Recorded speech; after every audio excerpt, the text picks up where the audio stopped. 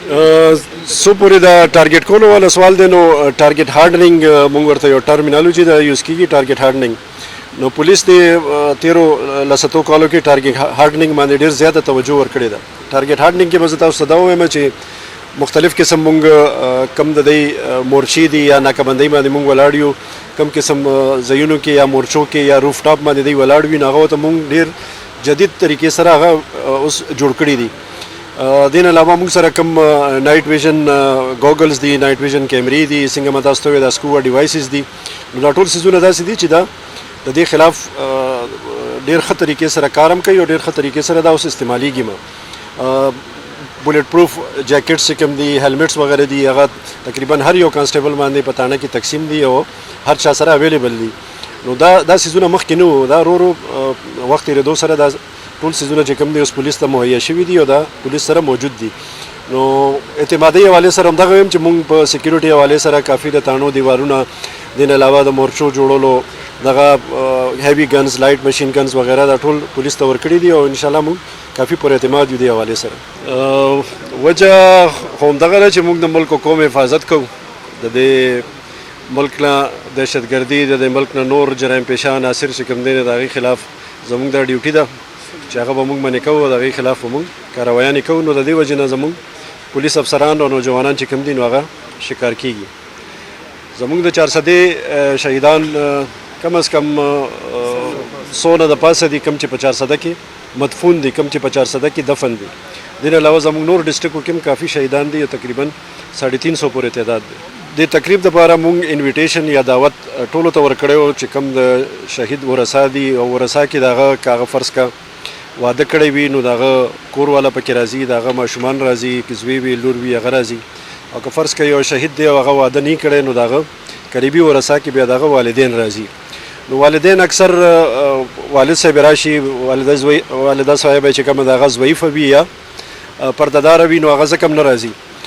زمونږ طرف نه ټولو ته دعوت وي، راځي ماته د شهدا د فیملی فیمیلز هم راځي او وقتاً فوقتاً د هغې سره داسې مسایل راځي نو مونږ کوشش کوو چې هغه حل کړو. ستاسو واسطې سره به زه هغې ته بیا هم دا وینا وکړم که د چا سم کې مسئله وي نو بالکل زما آفس ته راتلی شي.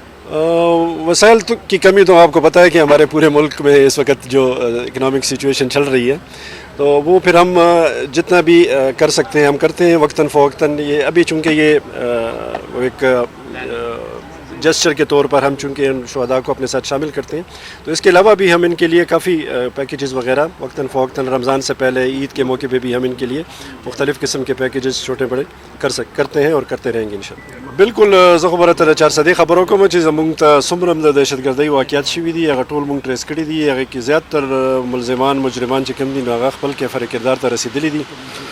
یو یا دوه کیسونه داسې دي چې هغه فلحال انډر انویسټیګیشن دي او هغې کې هم زمونږ چې کوم ګروپس دي کم دغه دي هغې ته مونږ رسېدلي یو. زه خو به دا ووایم چې د وسایل لحاظ سره نن سبا زمونږ محکمه پولیس ډېر زیات ښه ویل اکوپډ دی. مونږ سره هم هر قسمه اصله چې کوم دا هغه سره شته. مونږ سره نایټ ویژن کیمرې شته، مونږ سره نایټ ویژن سکووا ډیوایسز شته کوم چې په تیاره کې ډېر لرې پورې کس کتی شي او هغې کې دا پہچان هم کولی شي چې هغه سره څه اصله شته یا هغه غیر مسلح دی. نو انشاءالله د وسایلو لحاظ سره پولیس دا وخت کې انتهایی ښه دی، ښه پوزیشن باندې دی. او دا خبر هم ټیک ده چې کوم دهشتګرد دي، کوم انټي سټیټ ایلیمنټس دي، هغې سره هم هر قسمه جدید اصله شته. هغې کې بیا ډېر زیات عوامل درکار دي. هغې تاسو ته هم پته ده کوم امریکن فورسز د افغانستان نه انخلا کړې ده، هغې چې کومه اصله پرېښې ده نو هغه هم د دې قسمه دهشتګردو لاس ته ورغلې ده. خو بهرحال مونږ هر لحاظ سره انشاءالله دې وخت کې د مقابلہ کولو دپاره تیار یو او ویل اکوپڈ یو.